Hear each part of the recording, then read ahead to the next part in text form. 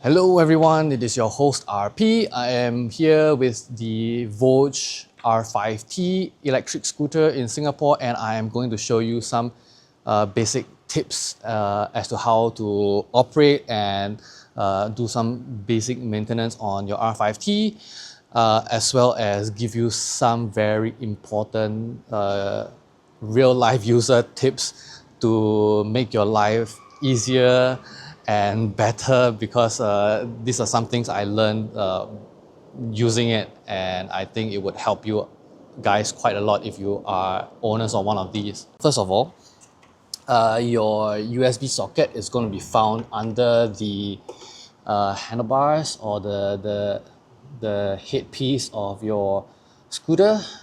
Right here, a single USB slot, and then on the left here, near your footrest, this is the OBD port. On the right hand side over here, you find your Type 2 charging port. So the R5T only takes Type 2 in Singapore, and it only does AC charging, so there's no fast charging for the R5T. Now both of these panels can be closed by a simple and closed and opened with a press of the bottom left and the bottom right part of the panel respectively. So I've already teared down the bucket and seat with 10 screws on them, and it'll take a number 5 hex key. And this is what you'll see inside. Over here there are two. I think they're 89 volt, but correct me if I'm wrong, because the app says totally different. But as far as the labeling on the batteries here go, there are two 89 volt batteries. Controller is over here, right beside the rear wheel, and obviously the motor is over there. So I don't think any of this is going to be handled by any of you out there. But if you are keen to actually try and do some of the works yourself, that's where they all are. This pin, in case you pull off the bucket seat, is going to connect back to the bucket seat to enable the switch to basically turn the buckets, open the bucket seat. And then basically this one connects to the rear light panels. And then from here, you are much more easily able to work on the suspension, the rear suspension. Obviously, you can still adjust the preload from the outside, but in case you do need to do some changes to the suspension, you'll have to undo the bucket seat, and then you'll find them over here. Okay, short little segue. I made a mistake. There's actually a 12 volt battery. Obviously, that has to be the case, because otherwise how you run the electricals like the OBU and the lights. So to do that, you'll need to remove these two bolts here, as well as these two bolts here. I think they are number 4 or number 5. Doesn't matter, you'll eventually figure it out. So once you remove the windshield, you need to remove these 4 bolts again, all number 5, and then you remove the panel.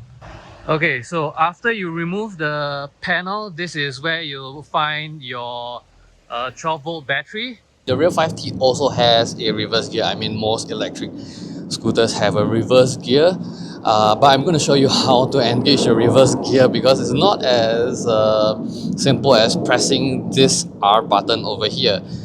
It's a bit hidden away to make sure you don't accidentally go in reverse gear. So now, as you can see, if you're seated and engaged in drive, which is just basically just sitting and then holding onto the brake lever to engage drive, this goes forward. And then now, if you want to, let's say, reverse out of a ramp, in case you are stuck, to get into reverse gear, you'll need to hold first the brake, any brake, the left rear brake or the right front brake will do, and then you're going to hold on to the R button for a few seconds, and then that should change the bike into reverse gear. And then when you hold the throttle, it will reverse back. Okay, so I mean generally I don't bother because unless I need assistance, back pedaling is just faster, but good to know you have it. And to go back into drive again, you just hold the brake, any brake, and then you tap the R button, and then that should bring you back into drive and you can move forward again.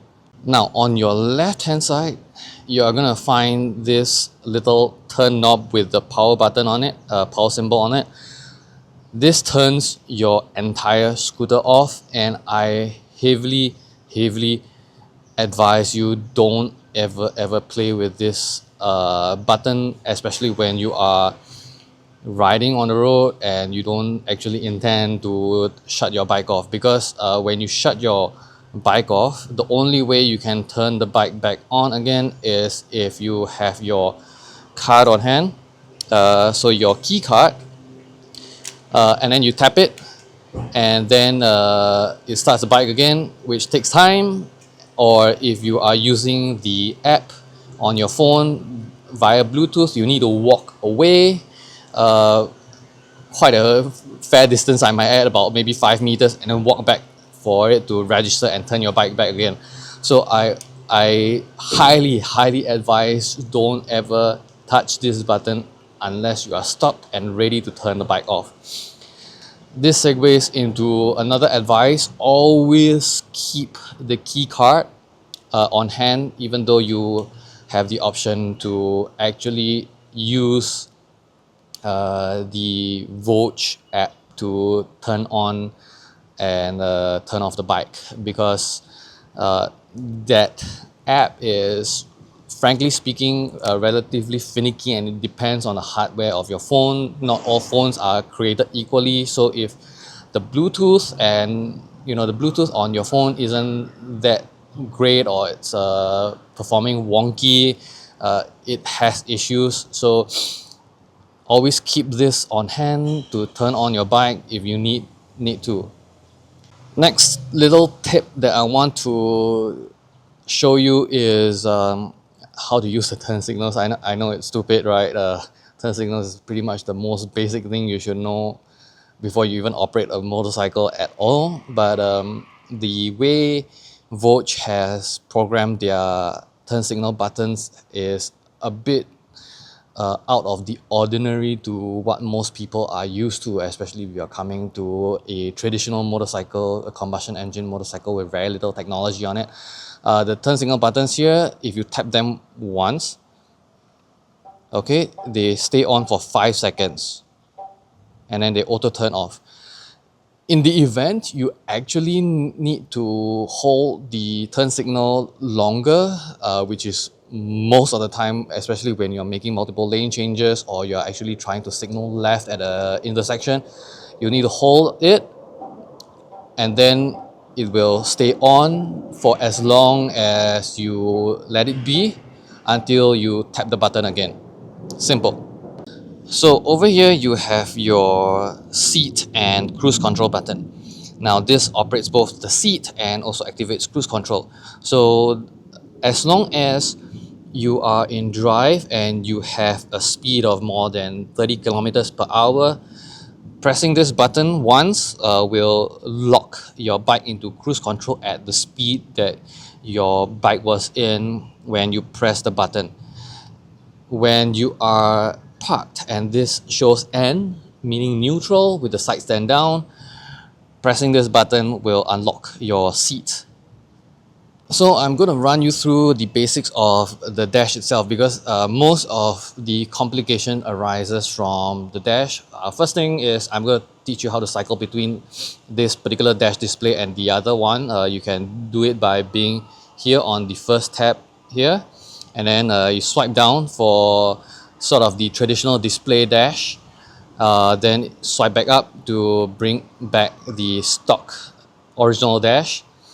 On the right hand side, if you're connected to your phone's hotspot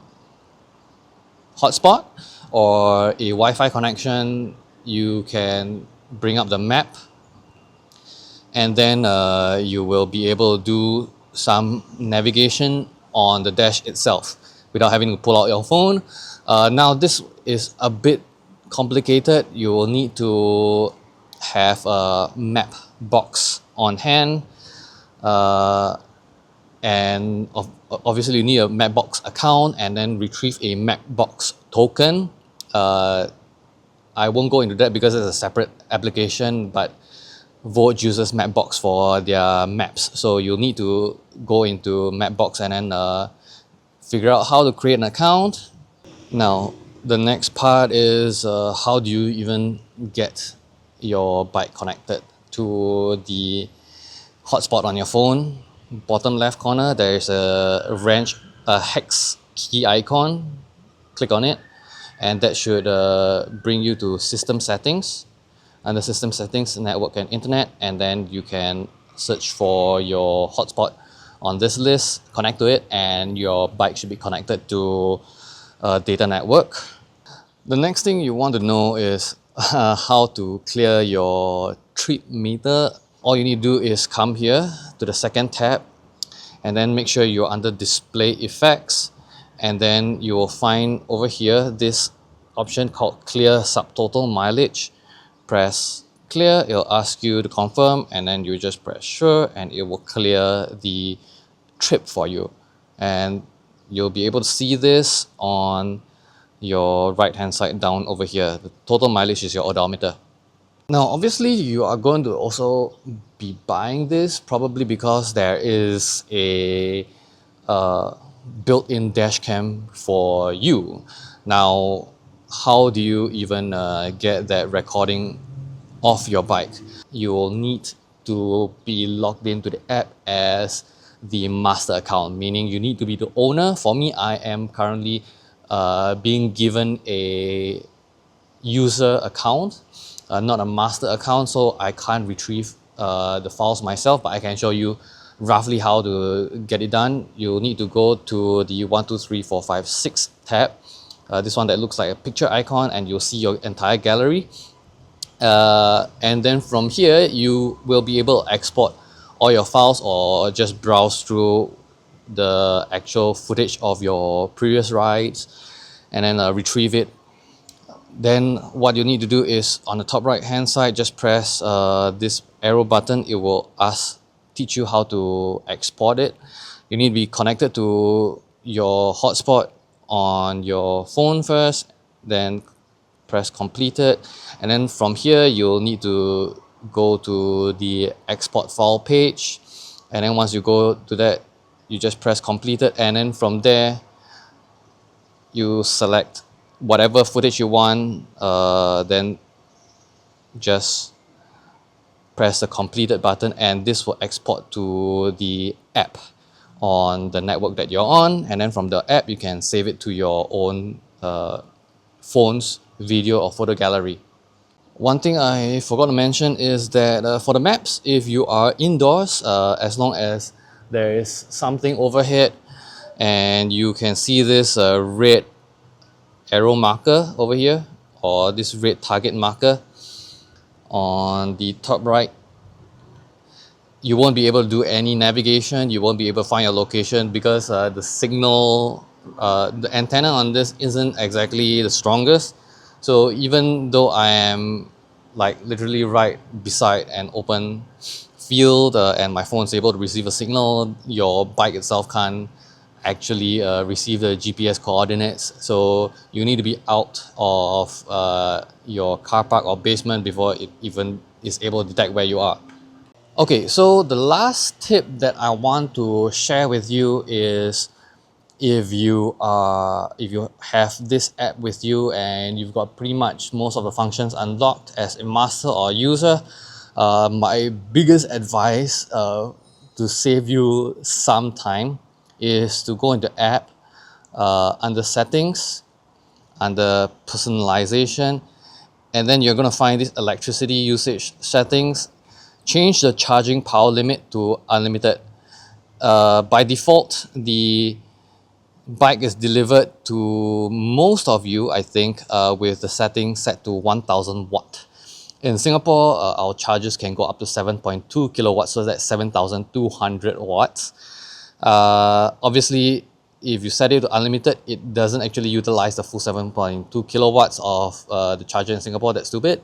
The BMS will manage your charging rate, but if you set it to unlimited, usually you are able to get maybe about 1.2 to 1.4 kilowatts of charging rate, depending on the the battery level, how the BMS manages it.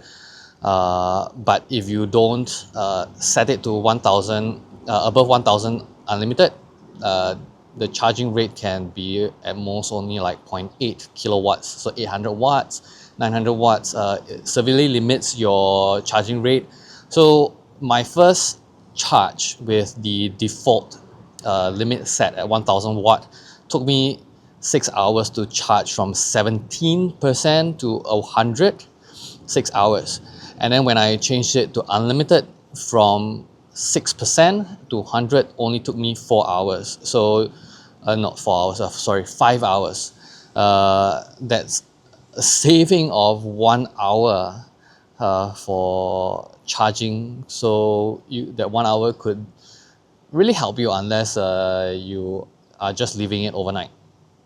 Okay, so I hoped my tips and tricks helped all of you R5T owners out there, especially if you are very brand new, because there are a lot of things that the salesperson could have briefed you before you left, but a lot of people just forget what they said, and nobody really reads the manual anyway. So if you want a video teaching you how to do all those things, I hope you found them useful. If you found them useful, do remember to give me a like, subscribe, hit the bell notification icon, all that YouTube jazz, and I'll see you next time. Peace out. Bye bye.